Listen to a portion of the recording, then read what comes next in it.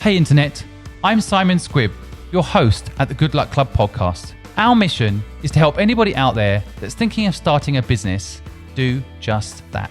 Equally, if you've started a business and are struggling, maybe you need a little bit of inspiration and knowledge. And we hope by interviewing some of the world's most successful entrepreneurs and change makers that you'll get the knowledge you need to become the person you want and turn your business into that dream company. I personally have started 17 companies from scratch and have invested in over 65 startups. I left school at 15 with near zero education and was able to retire at 40.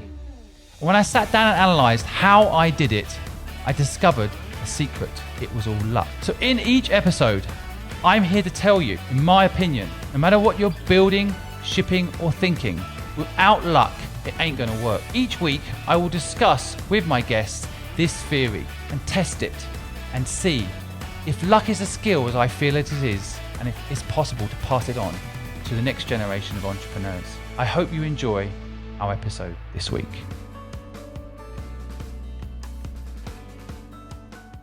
Welcome to episode 20 of the Good Luck Club podcast with our guest this week, Dr. Christina Dean, founder of Redress and the Art Collection. Christina is a sustainable fashion advocate who founded the charity Redress with its mission to reduce waste in the fashion industry in 2007. She's also the founder of the Art Collective, a social impact upcycled fashion brand which she created in 2017. It focuses on creating sustainable luxury fashion using luxury brands' waste materials. It's debuted in Barneys, New York and Lane Crawford. Christina is an award-winning journalist, having written opinion pieces for CNN, Huffington Post and China Daily, and is widely quoted in Vogue, BBC, New York Times, Forbes and Bloomberg Business Week. She hosted the TV documentary Frontline Fashion, and her TED Talk on You Are What You Wear has been widely watched. Christina has received numerous recognitions, including a UK Vogue recent nomination as Top 30 Inspirational Women. She splits her time between Hong Kong and London, and today she joins us from her front living room in lockdown in London. Christina, thank you so much for joining us. It's a pleasure. It's very nice to be here. And I always like to start off the podcast by asking this kind of opening question, which is, what is success to you? Well, I think success for me is more of a sort of inner feeling of being able to do what brings you meaning and what you enjoy, and therefore, by virtue of that, brings you joy in a purposeful way. And that is success. It's quite difficult to grasp, and it's something that we all want. But I think it's quite a deep-rooted, it has its roots quite deeply in who we are as people as to what success is. When you were younger, was the definition of success different? Has it changed over time? Oh, yeah. When I was younger, success was so simple. It was, doing one class, winning the races in swimming, I'm not going to say being the best, but when you're young, success is very black and white because you don't have the layers of your personality yet really formed. And I suppose, therefore,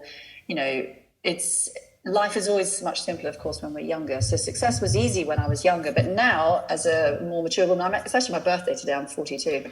Heads up. Yes, congratulations. You made it to 42. Well done. So as an older person with such a much more complicated personality in terms of, seeking meaning in life is so much more complicated. And yes, of course, success, so too, is much harder to grasp and to taste and to live. Well, I want to say thank you on behalf of myself and the listeners that you've come on your birthday. Thank you so much and appreciate you. I think it kind of probably personifies who you are as a person. You sound like you're a very giving person. Even on your birthday, you're willing to jump on a podcast and share your story. So thank you for that. It's a pleasure. What is, you mentioned there, when you were younger, things were easy. I guess young people never feel that. They always feel like life's so complicated. They don't know what they're going to do, or they don't know what they want to do. If you would give some advice to some young people out there that might be listening and thinking of starting a business, what advice would that be? I would always say, for younger people thinking of starting a business, I would say, I would say have courage to take flight, because whilst it is very scary, it's very scary starting a business. It's also actually very scary running a business, particularly in times like today. But I still strongly think that where there is a glimmer of passion and hope and a desire, go for it, which sounds terribly oversimplified.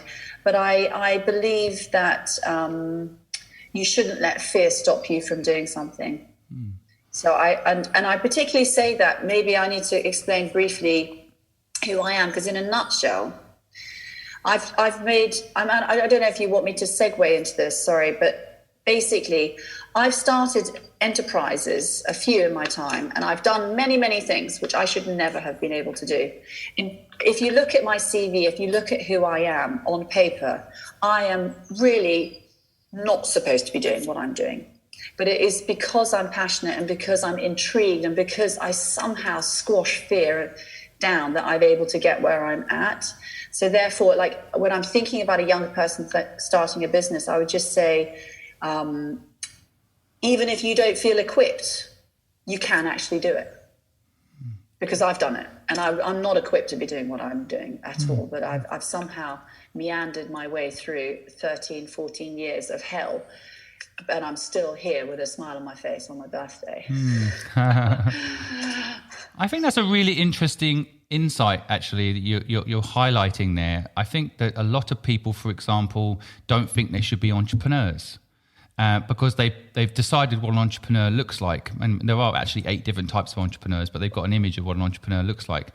So it's interesting when you say, you're not meant to be, on paper, this wouldn't be what you'd be doing, but go and do what is purposeful to you, and it will all fall into place. It's kind of my sum up of what you've just kind of said. But I feel like, what should you be doing then? I mean, it's interesting. What on paper, what do you think you would be doing? I should be filling people's teeth and removing their teeth, because I'm a trained dentist. Right. Oh yeah. Wow. Okay. I mean, I'm a qualified dentist, and that was my first career. That's not on your LinkedIn. No, it's an old skill. It's like that old I worked at Blockbusters thing, is it?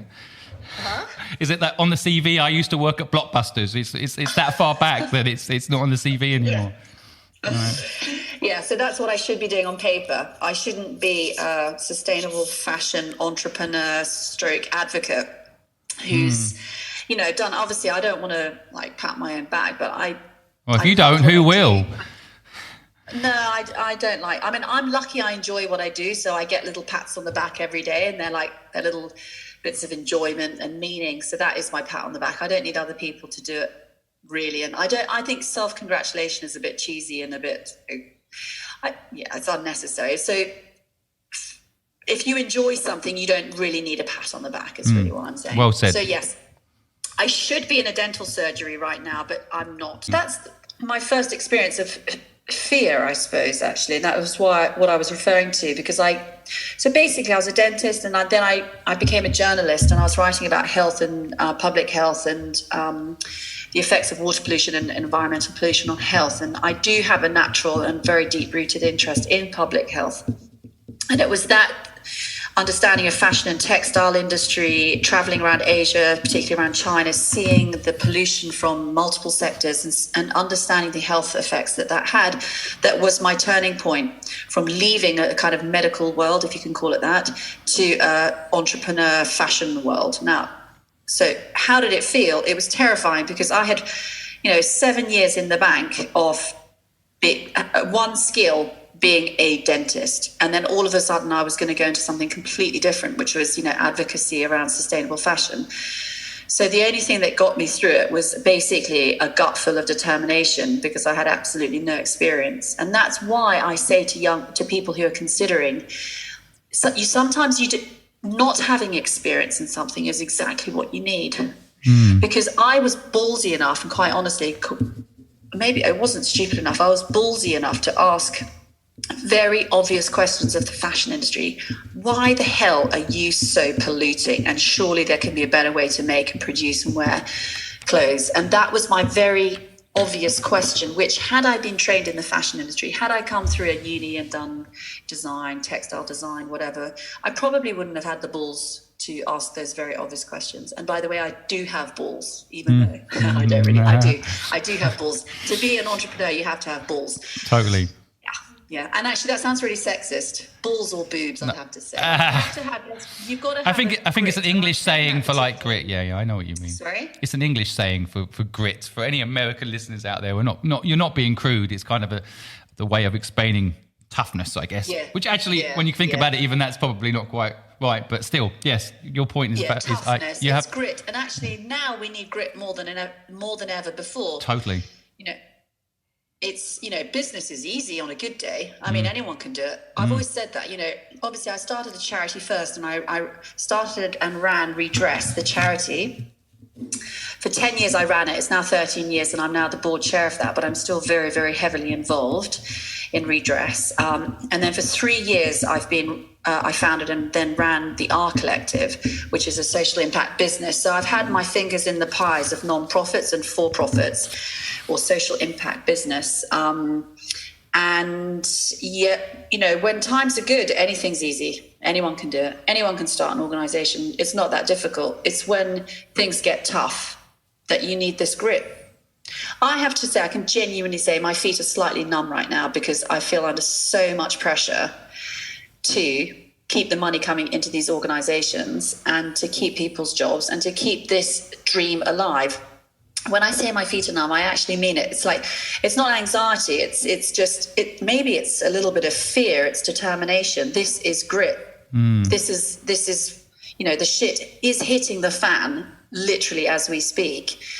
And so this is when like an entrepreneur's got to, dig down into their guts and find a bit more strength. Yeah, I was just thinking we're already 10 minutes in. We haven't mentioned the word coronavirus yet. And so, we're talking about it with the elephant in the room. But I think some of the things you've just said there are absolutely right on point. Anyone listening, I hope you're picking up on it. But, the grit piece is so true. You need grit. I mean, you need grit to quit your dentist, frankly, well-paid, comfortable job and go and start something, and that alone takes grit. Anyone out there that's a dentist that doesn't enjoy it but earns good money, quit and start a business, wow. But that grit, it never stops. The decisions get harder and harder, actually, right? Definitely. And I think it's fascinating for people to get an insight into that from you. Do you think the coronavirus, I mean, of all the challenges you've had in your business up until this point, is this the biggest one, or have there been harder times? This is the biggest challenge I've ever had because it's a sort of global cash crisis. It's not just one cock up that you might have made in your own business. This is an almighty global, catastrophe, financial crisis and catastrophe. So it's definitely unprecedented, and that word is used every time we talk about COVID. So too does unprecedented come into the conversation. So yes, for obvious reasons, it's definitely the worst time that I've ever had to experience any kind of leadership or any type of balance sheet. However, I love it because I think to myself, if I can get through this and keep these organizations going and keep the team, and if I can actually get through this, and I say I, but I mean we, oh man, it's going to be simple next year. This is actually exhilarating. The stress is horrible, but the fun factor is right up there. If you're an entrepreneur and you get on the roller coaster, I mean, this is the terrifying bit. I don't know what we're doing. Maybe we're doing sort of loops right now because it is daily a terror ride. But that's what you're in for. This is what business is like. This is what starting something is like. And I would say also, going back to, entrepreneurs who are thinking of starting up, I would also warn, it's not really a warning, it's a reality check, because I said it's very easy to start something.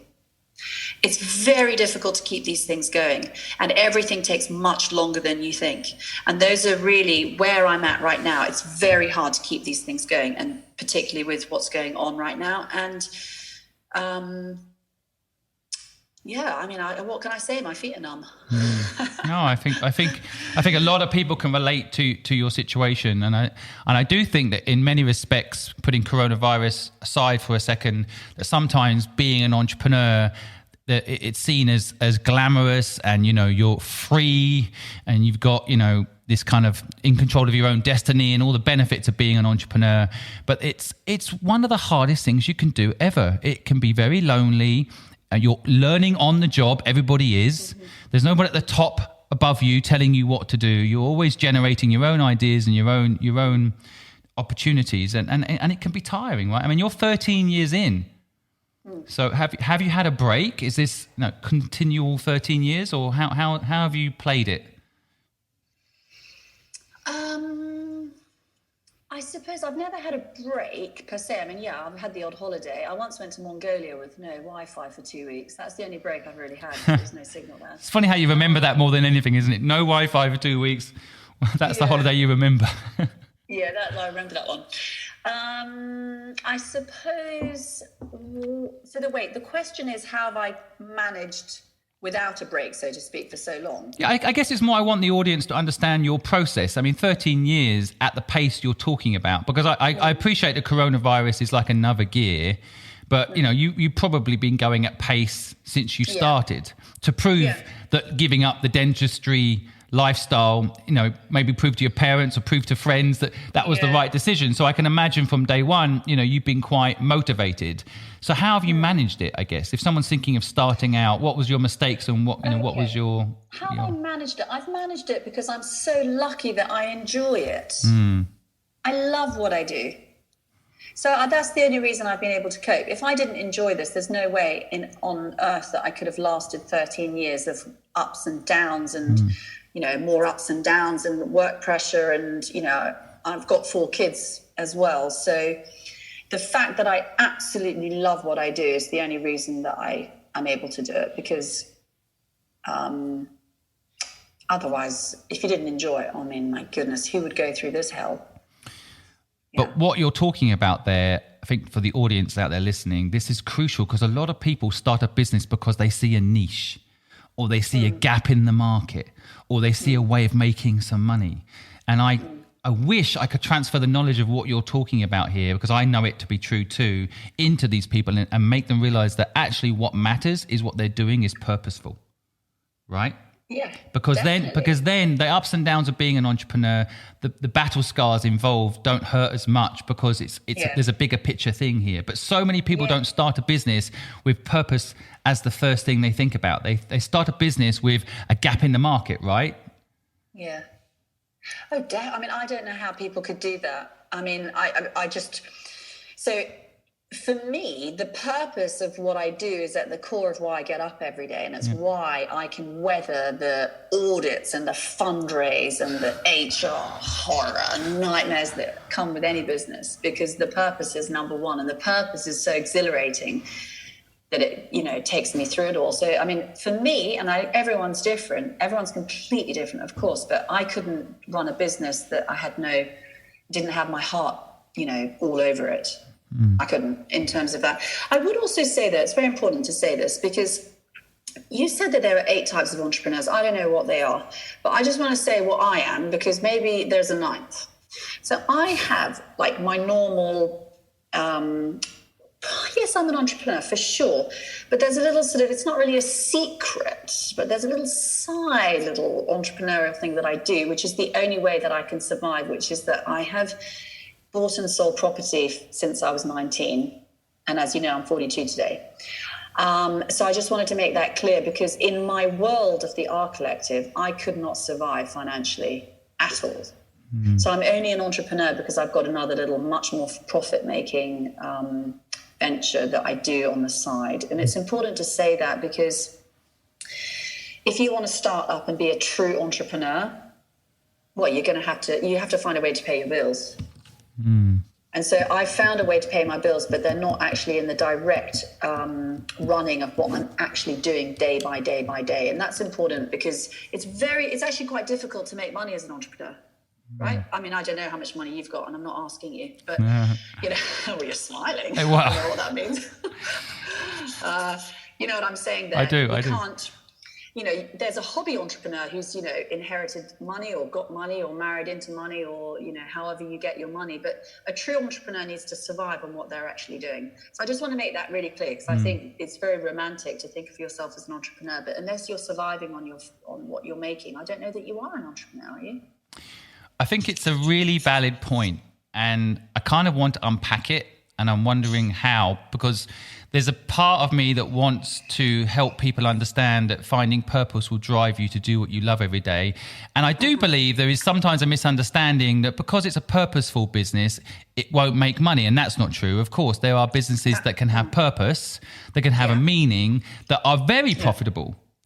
But I think what you're talking about, which is a great insight, is this kind of idea that there are maybe things that you want to do that can't generate money for whatever reason. They're an NGO, let's put it that way, and these things, they're not money making schemes. That maybe you can, as an entrepreneur, build a money making scheme to fund that. I mean, to me, he's a controversial figure at the moment, so I'm scared to say it. I might get spammed like crazy. But, Bill Gates is a good example of someone like this. He goes away and builds Microsoft. It's hugely profitable. And then he goes away and like him or not, I don't want to get into the debate. He then goes away and does the Bill and Melinda Gates Foundation and tries to eradicate diseases and all that sort of stuff. Now, I'm not validating his approach. I'm just saying that as a structure, it's interesting. It kind of, to me, explains what you're saying, which is, build a business that's very profitable. Maybe Microsoft didn't really have a big purpose other than just dominate the software world. And then with that profit, he went and did what he thought was good and purposeful and could drive him and keep him interested and so on. So I think it's a very valid point. I have this question a lot from people around property. And I don't know your approach. The question I get a lot from people is, should I buy property? And if I do buy property and rent it out, am I an entrepreneur? My normal quick answer to that is no, you're a property developer. I think it doesn't mean you're an entrepreneur as such. I think entrepreneur piece for me, and I'd love to debate you a little bit on this, maybe, is really about going out there and building something that perhaps employs people, that perhaps has an impact on the world.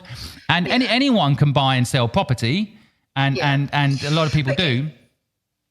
So let me say that I'm an entrepreneur in that between Redress, the charity, and the R Collective, probably there are like 23-ish, 24, whatever people in employment. But I could not afford, I've got 4 kids. So I've been able to have more income to support the fact that I've got outgoings from property. So I am actually, this is way too embarrassing, I'm not on the balance sheet. But that's the reality. I'm not on the balance sheet because I've got 4 kids. So if I had to put in there at private schools, forget it. Yeah. So what I'm saying is it's certainly entrepreneurial what we've done, because I've created, obviously a workforce and economy and obviously output. But personally, I couldn't have put 4 kids through private school. So for me, that's my choice to put them through private education. And I've only been able to do that because I have dabbled in some property, which has allowed me to ensure that my kids get the education that I want them to have. Is that fair enough? Totally fair enough. And I think it's really interesting. And I actually, this is the reason I love doing this podcast, because a lot of entrepreneurs will stand up on a soapbox and tell you, as I do, go and do a purposeful business, right? As if it's so easy and that's the end of it. But actually, it's so much more complicated than that. And what you're talking about is so valid in my mind, because you're talking about, steps to get there. So you're saying, I've got bills to pay. This is how I paid my bills. And that allowed me to then go do a business that's purposeful, because that business couldn't afford me on the balance sheet, and that business couldn't afford to put my 4 children through private school. So, and I think that's a great lesson for people to understand. I guess my fear is that then people will think, right, well, okay, I'll go make a business that makes money, and I won't necessarily ever get around to doing a business of purpose. No, I disagree with you completely on that, because we know, so why I disagree is that in theory, so the R Collective is a social impact business. So it's for profit, it's purposeful, in raising and making money through sales, etc., it is achieving its mission, which is to reduce waste. So I have a business which is profitable. At the moment, it is still not profitable because it's early stages. you'd come back to me in 5-10 years time, and I could be saying, yeah, it's worth, the company's worth 20 million. I'm making it up. I hope it will, but it hasn't got there yet. So it could be, and it should be, that purpose-driven businesses are absolutely profitable. The point is, I'm still in a loss-making phase of this because I'm in startup mode. So that's really, it is possible. It is very difficult, but it is certainly possible to have a purpose-driven business that is profitable. But it's going to take you a long time. You need a buffer. You need a buffer, particularly, again, I'm 42. I've got 4 kids. There are startups, they don't have the same costs that I've got because they haven't got kids yet. And then, well, that's a different scenario. I think that's true. Capital to survive. I think you're totally right. I mean, I've only just had a child in my life, so I'm experiencing 2 things, not just the financial element of having a child, but the emotional and time element. I have 2 different types of mentoring advice for people that have kids and don't have kids. I think there's actually a very big difference, because if you don't have kids, frankly, you can take a lot more chances. I mean, I left school at 15 and home at 15 and started a company. And so, if I'd had a child at that point, there's no way I could have lived in a crappy little one-roomed location in Cambridge and then started a business by literally sleeping under my desk. It's not going to happen if you've got a family, right? So, how I started my business by keeping my costs low, that's very different to, like, you've got a family today, you've got to provide, you don't like your job. That's why so many people are stuck in the jobs they don't like, right? Yeah. Because they've got to make the bills, they've got to pay the bills, they've got to make the ends meet, right? So, and I guess it's again why I like doing this podcast, because personally, I don't like standing up on a soapbox and telling people, go and do something purposeful without understanding the nuances of the many different ways in which you can get there. And I think what you're saying, which I love, is that this is how you got there. This is how you do it. Do you think, just being a little bit confrontational about it, do you think if you didn't have that income stream and your kids didn't go to private school, and then you were, let's say, nothing but focused on the business would benefit and the kids would benefit? Or do you think the structure you've got today is the right structure? The structure that I've got today is the right structure. Because you've got to realize that I spent 10 years in non-profit world, so there was never an inkling of any cash coming in that way. So it's such a deep-rooted structure that I've set up for my life that it feels like the right one. But I would also say that I am a true entrepreneur, because I was selling horse shit when I was 12. To horses? Buying and selling. Yeah, literally, I used to help sell horse shit. That's a good one. That's also not on your LinkedIn, I would like to add.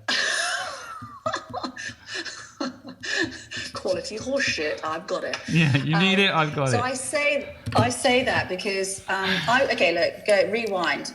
I won 10,000 quid when I was about 19, and with that I bought my first flat as the deposit in London. I bought an absolute, actually it wasn't such a shithole, it was quite bad, but anyway, the point is I've got the kind of trading kind of, I should be a secondhand car dealer or something like that.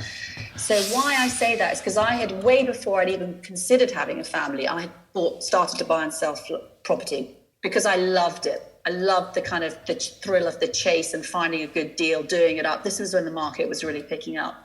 So I was already well on my way doing that and getting the thrill of the chase and the benefit of it, actually, financially, way before I even had the concept of setting up what I did.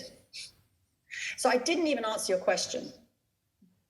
No, I don't think I. For me, what you said was, I think it links. To me, Okay. There's an element of, what is it? Again, I'm always thinking about the listeners when we're chatting, because I think two entrepreneurs chatting, sometimes we can miss the bit that's useful to people. And I think the bit that's useful to people here is that there's many different ways to get there, right? There's many different ways to get there. When listening to you, what I like is that, you kind of stand by your system, because I often say to people that want to start their own business, for example, I would say to people, you want to start your own business? They'll say yes. And then they'll say, as an investor, they'll say to me, this is the amount of money I need. And I'll say, okay, why do you need that much money? And then they'll say, well, I've got 2 kids in private school and I've got this and I've got that. And I have said at points, Do those kids need to be in private school, or would they be happier if their father or mother was happy doing what they loved every day, and was more engaged because they were happy, and therefore private school is like a secondary thing that does or does not matter? I left school at 15, so I'm quite down on education, and I can even argue that private school can insulate you, but I didn't go to private school, so I can't talk from a point of knowledge. I can only talk from a point of no education at all. Being a benefit to me. I retired at 40 because I didn't go to university. You had a hungry streak. I mean, no kid leaves school at 15 and starts a business unless you've got a very, very hungry streak. So I mean, my story today is about you, so I don't want to diverge into me. But my hunger streak came because my father died at 15 years old in front of me. I was 15 years old when he died in front of me. And the lesson I took from that was he started his own business way too late in life. He started his own business in his 40s, and it killed him. So I took away that moment and said, hold on a minute. I have this ambition in me, yes, but I was going to be a lawyer. My parents, I grew up in Cambridge. They wanted me to be a lawyer. So, that whole path, maybe I could have been you in the sense that, I could have got, I don't know. Why did you end up being a dentist? Let's talk about that for a second. How did that happen? So I became a dentist because I finished my A-levels. I didn't know what to do. And I took 2 years out on gap years, and I still couldn't decide. I was going to do medicine. I got a place. Then I changed my mind because I worked in a hospital. And then ultimately I had my place, and I thought, I don't know what to do. So I changed it to dentistry because, drum roll, my parents are dentists. So I just got it. But that's not the other part of this answer is this, and it's actually very important, this part, because my sister probably won't want me telling you this, but basically my sister got divorced at the time that I was 19, trying to decide what to do with life. And anyone going through divorce, I haven't experienced it, but it's tough. And she had a tough time, as anyone does, nothing out of the ordinary. And I decided as a young girl, 19, that I wanted to always be self-sufficient. Mm-hmm. And so when I was dithering about what to do with my life, I thought, you know what, I'm just going to get a proper job. Just know that whatever happens, I've got earning power, whatever. I could sell shit or I could fill teeth. I can do it. I've got all my bases covered. And so on my first day of uni, I hated it. And I thought, oh my God, I'm going to do 5 years of this. I did it because I know that whatever happens, I'll be okay. I can look after myself. But you stuck it out for 5 years, even though day one you hated it. Yeah. Jesus, you're definitely an entrepreneur, aren't you? Yeah, it's fun. I learned a lot, and I was doing property on the side. I bought and sold a few times during that time. Your parents into property? No. Well, my mum likes it. I mean, my mum always wished that she was an architect, and we always sort of talk about, we like talking about stuff, but no. My point is, I've got all my bases covered, which allowed me to be free. It's interesting because, two entrepreneurs talking, I always, in many respects, I have kind of the opposite advice to people. And so again, that's why I like this podcast, because I like my own thesis to be challenged. And so, my thing is always like, if you're going to build a business, it's a bit like going to an island and you're going to build a city on that island. And you get there and you realize there's no resources on this island. So you think to yourself, you know what, I'll just go back to where I came from. And my idea is that when you get to that island, you burn the boat that got you there. Because once you're there, you can't go back on that boat and go and be a dentist again. You can't, because you burnt the boat. So you've got no choice but to then find the resources on this island and turn it into what you want. So you're kind of an example of I'm wrong. Because to me, you've got your bases covered. You could have gone back to dentistry. I would never recommend someone spends 5 years doing something they don't love. But you've done it all and come out the other side with a very purposeful business, a very successful career. And so you're the opposite to my advice, but you're a success regardless. Well, I only half burnt the boat, because I'm not qualified anymore, so I can't do it. But, if I needed to build a boat, I could quit. I could if I needed to. But again, that's because I experienced my sister going through a really rough time. And I thought, I don't ever want to go through that, ever. So, and that was a decision that I made as a very young person. Whether or not I ever need to build a boat again remains to be seen. Probably I'll never build it again. It's interesting how those early years, what you see around you affects you so much, isn't it? Like my example with my father and your example with your sister. That's one of the things I always kind of also suggest to people, that they surround themselves with people that can inspire them, right? But also sometimes having people that have made mistakes and you learn from their mistakes, that's very interesting. Yeah, I think so. I mean, you can't, I suppose in this situation, we're constantly influencing people around us, whether they know it or not. And I suppose your unfortunate, story with your father, mine with my sister, it made a massive imprint on me for sure. Yeah. Was your sister much older than you? Yeah, she's 10 years older than me. Right, so you've got your 29-year-old. She won't like this. We'll have to give her a credit on this. She's got a business we can promote later on the link or something. She's suddenly becoming a feature in the story. But I think it's interesting, and so But is there an element of that that's also like, okay, for example, I think your partner in life, for me anyway, I can talk about myself, has allowed me to do what I love every day. She hasn't said to me, buy me a fancy house, buy me a fancy car, or support me or anything. She's always said, what do you love every day, and do that and we'll make ends meet. So your partner alignment is so crucial. What do you think about that? Yeah, I mean, my husband, he's bored to death of what I do, but he's very supportive of it.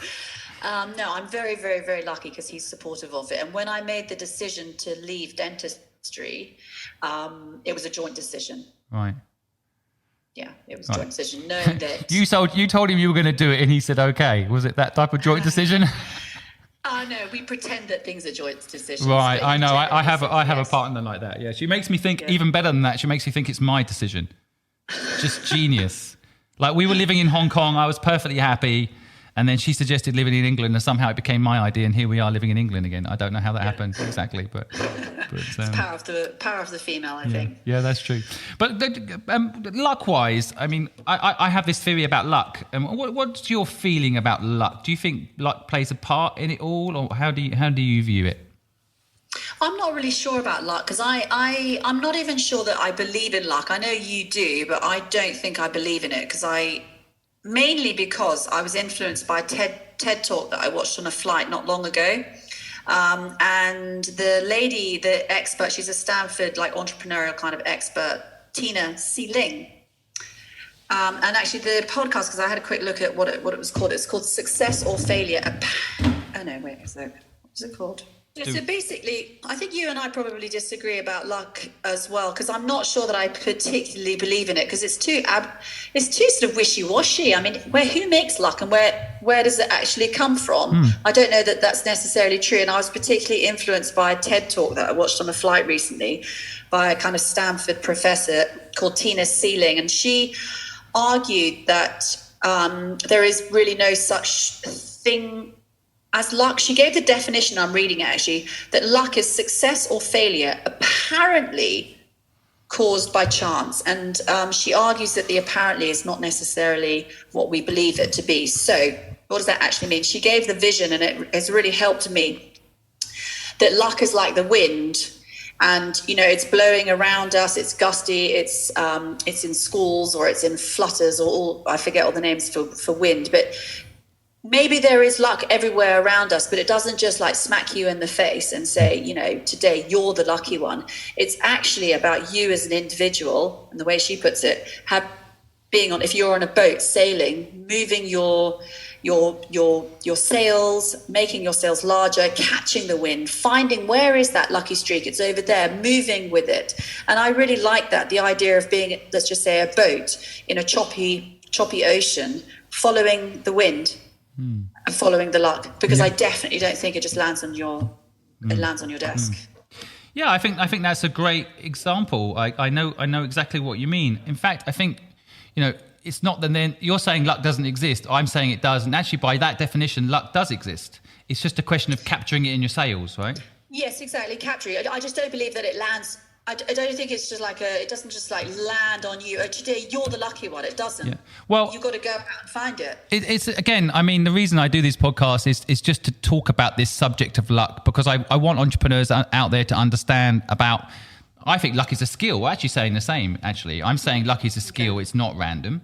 But what I'm also saying is you absolutely need it to be successful. How do you capture it? However, there is a caveat to all of that, and there is the other type of luck, and I for example, where you're born.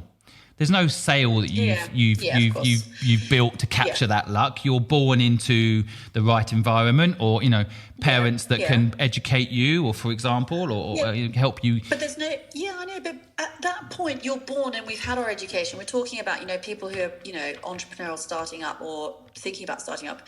You can't kind of look back and go, I wasn't lucky. Yeah, it's tough. That's happened. That bit. Right. It's from this point onwards that you can master whatever wind or whatever luck is in front of you.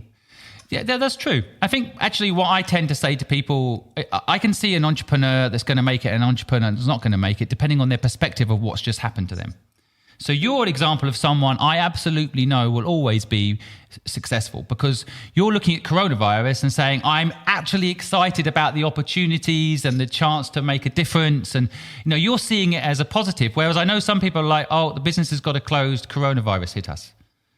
That's the end, So sometimes it's about perspective. But it's interesting. You're a very interesting example. You're somewhat of a walking conflict. And I like that. For example, you won £10,000.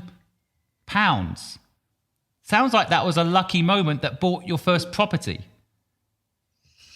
Yeah, but I was only lucky because I went out to win this money. So how I won the money, it was like the precursor to Big Brother. It was called Housemates from Hell, and it was run by a radio station called Heart 106, Heart radio station. Yes, yeah. And they had a radio and internet version of what became Housemates from Hell. Big Brother. And I wanted the money, so I went out and found that money. I applied for the competition, and I was very naughty because I went on this competition without asking my uni for the time off, and I basically disappeared for some time. And I found that 10 grand myself.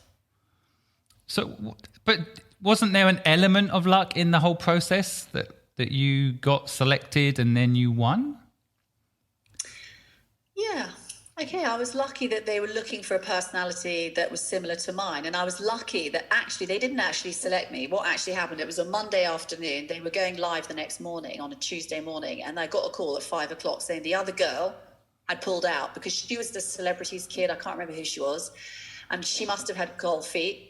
And she jumped out. She didn't want it. So that's why overnight I basically buggered off for a month, because I had to go and live in this fake house for a month. And I suppose, I'll give it to you. Luck's true. She pulled out, I got in. Yeah. Yeah, I mean, for me, it's not, I'm definitely not trying to prove that I'm right or wrong. It's more, I'm trying to understand people's journeys and how they got there. And I want people to see that there's an element of, some people, for example, they hear sayings like the harder you work, the luckier you get. And I want them to know that that's not true. I want to break some of those sayings. I want them to say that sometimes luck does just happen, and you working your guts out to make luck happen won't necessarily achieve luck. It might achieve bad health. Yeah, right? And breakdown. Exactly. So there is an element of, I hate these business sayings like that. And I kind of want people to see luck as something that happens for me, the ultimate would probably be luck happens if you do something purposeful, but I don't want to burden people with always having to do something purposeful. But luck, you're lucky that you're doing what you're doing. And luck is a very funny word in this context, but because you're enjoying what you do every day. And to me, you created that. You've created your own luck, to my point that it's a skill. Yeah. Right? Yeah, but you also have to see that to appreciate it, have gratitude for it, right? Otherwise, it could be that you're doing something for the last 13 years where you've earned nothing. Thank God you had this other business on the side. And, what's the point of it all? You're doing it for no profit and no one seems to be appreciative of it and blah, blah, blah, right? So... Tell me a little bit about your business now and its kind of goals.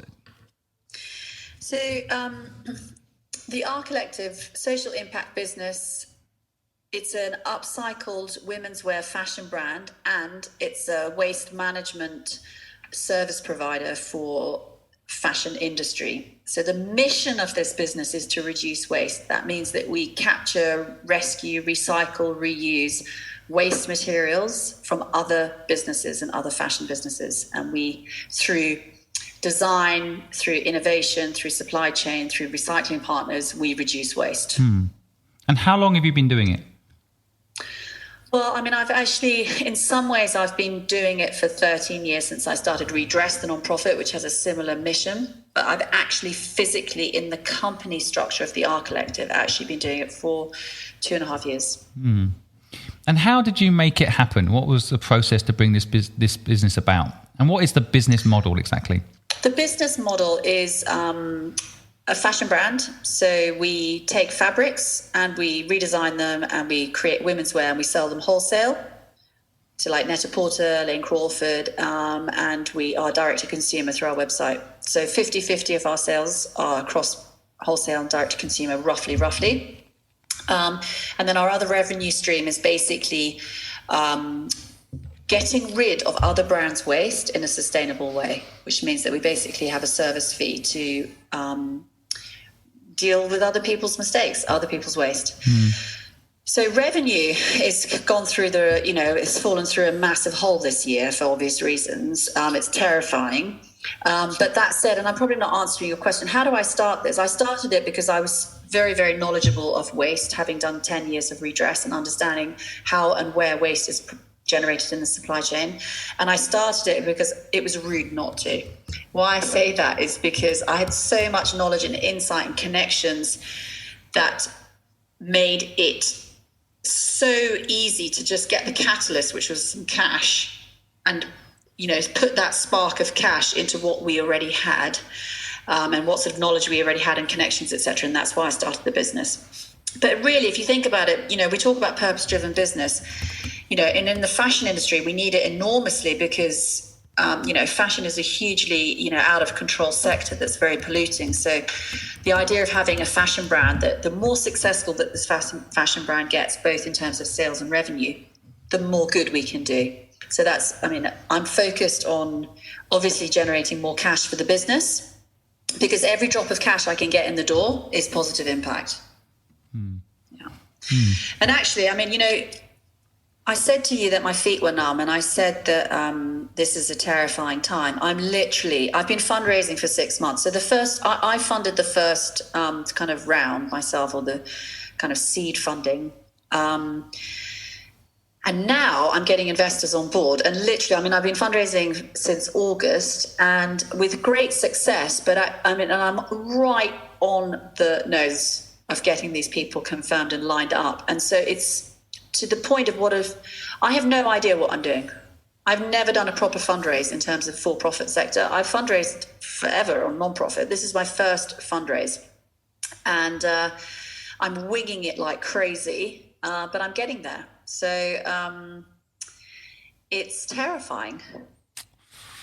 I love your story and I love your honesty. And I think, I have raised money for my businesses too, and it never gets easy. You're basically asking people to give you money. As an entrepreneur, it's actually quite tough. I always like it when I can just fund it all myself and I don't have to bother, pitching my kind of complicated vision to someone else, right? That's why even on this podcast, I don't have any sponsors. I don't want, people have asked me, but part of me doesn't want to have any compromise where I have to not swear, for example, or I have to, in any way curtail my vision. And I feel like, a kindred spirit in you in that sense. And so it's never easy, but it's nice that you're honest about it. I think that a lot of people aren't, and it's a really difficult process, but good for you persevering. And it's a tough time for anyone to be raising funds. Generally for a business, it's tough, but during this time, it's probably 10x, right? Yeah. Yeah, but I am lucky because, you see, I'm lucky. Got you. I'm very, very, very lucky because I know fantastic people. And that is because this is a very genuine mission and purpose. And therefore, I've got incredible people that want to support. And this is not philanthropy. This is investment. This is, profit raising, profit making. Yeah. But, as I said, when the shit hits the fan, obviously it's tricky, but you need solid people around you. And there are many, many, many, many solid people out there. I find you're one of these people that if I talk to you, I kind of always want to go on the opposite side just to see what you say. So I actually think in this case, you're not lucky. I know because we're connected through mutual friends that you have worked very hard to build up a good reputation. You've taken care of your people. You've taken care of the charities you've been involved in. So you've earned that network of respect. And so ironically, I kind of think that's not luck. Yeah, there's the funny thing. You say luck and now I'm saying, but that's grit. True. That is, you've made your own luck there. And that's why I want to add a definition to the dictionary, which is this second piece of luck. You've created yourself. But that's Exactly. You see, so now I need luck, but actually you're dead right. I made this luck 13 years ago when I started to build, authenticity, honesty, true passion, and absolutely delivery of impact and delivery of what we say we're going to do. We do it. We might not do it in the same way, but we always get there. We do it. Yeah, love it. Love it. I also want to say one other thing, because I don't like I can't stand I, and it's been a lot of I today, but it's a we. Yeah. You're talking to me, so I've been saying I, but I detest the notion of a big ego in I. I like we. I like we as well. Sounds wrong when I say it for some reason, but I actually, it's funny you say that, because I'm doing this podcast pretty much on my own today, and normally it's we are doing this podcast, and I find myself saying I think we is so powerful. I agree with you, but we do find it hard as humans not to. We're always thinking about ourselves initially, right? We're born inside our own brains, but we is so powerful. I agree. Your team, how during this crisis right now, how are you keeping it all together? What's your strategy? Well, both teams it's slightly different, but it's difficult because the reality is, most sort of employees don't really see the true horror of the balance sheet, and neither do I really want them to see that, actually. So it's difficult. So the answer is about maintaining calm and I'm trying to tell myself that, staying calm, encouraging and protecting the teams, keeping them feeling, really that positive. It's difficult because there ain't a positive scenario out there. So I'm stuttering because it's quite difficult, but yes. We've still got a lot of great things happening. So your responsibility to the people who work in your teams is to allow them to feel fulfilled, as well as, to give them the purpose in their roles. So at the moment, of course it's difficult, but they don't need to know all of the horrors. That's another dilemma for an entrepreneur, isn't it? You're touching on another subject that kind of somehow makes me, it gives me a sensation of past feelings I've had about all the worry being on me in building a business that feeds other people as well. And so, I've seen people suggest in business I've been involved in, why don't you put the cash flow on the wall so that people are motivated to understand that if we don't get X done this month, we're not going to make payroll. And I never did it. I always kept it to myself. But it's a difficult decision, isn't it? Because you kind of want them to understand how important it is to keep pushing, if anything, push harder now than ever. But you don't want to scare people so they go the opposite way, right? And yeah, I think so. I think most people, it's not like one business is tanking, the whole world is kind of tanking. So at least they all know how serious it is at the moment, but I don't need to give a number to it, really.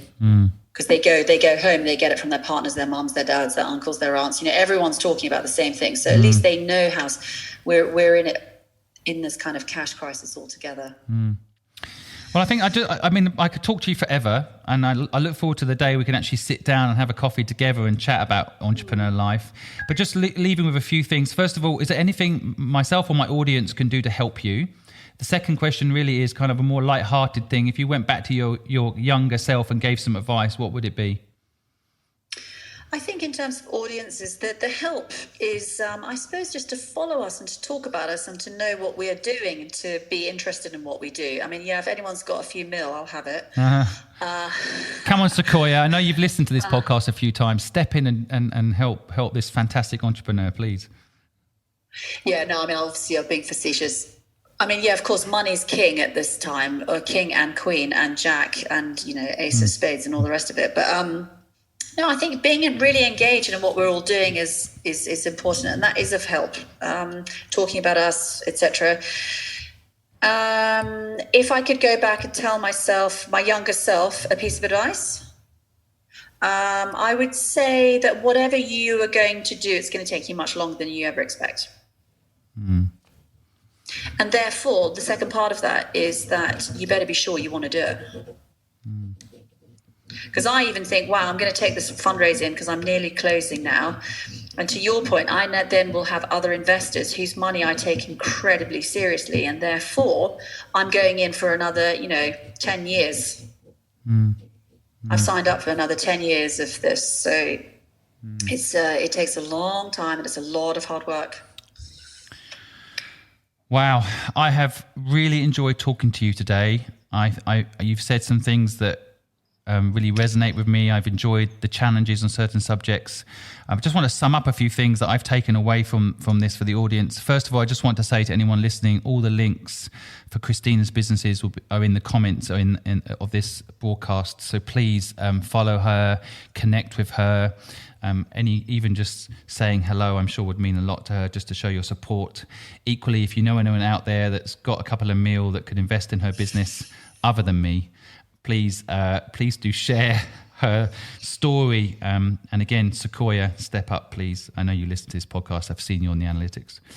I will sum up what I take away. Don't be scared to sell horse shit. There's no pride to be had. It's a means to an end, and I think it's probably a product a lot of people need. If you are enjoying what you do, then there's no need for a pat on the back. I think that was Christina's opening kind of comment at the beginning of this podcast, and resonates with me tremendously. And I think it's something you should take away and remember. You're not working for someone anymore. You don't need that pat on the back, especially if the outcome of what you're producing is that pat on the back. No experience is needed to do what you find purposeful. A lot of people will tell you, well, what do you know about that? And what do you know about this? I agree with Christina personally that sometimes having no experience in that industry can make you naive, which can be quite a powerful tool if leveraged correctly.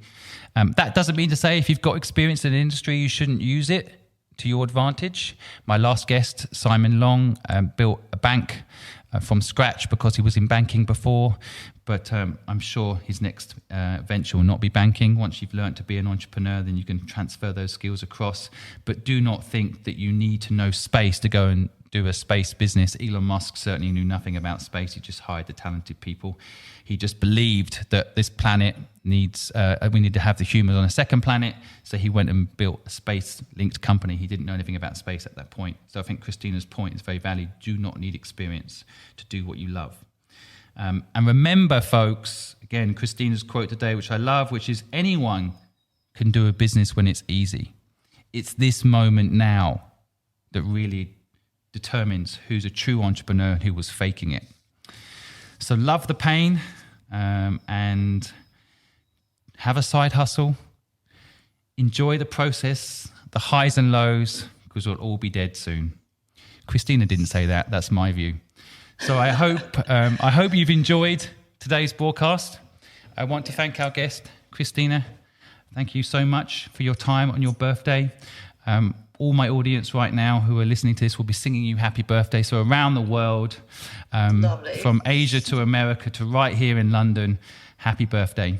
Enjoy the rest of your day. Thank you so much for your time, and keep doing what you're doing. Thank you for making the place we live in a better place. All right, bye-bye. Thank you. Right, see you soon. Thanks.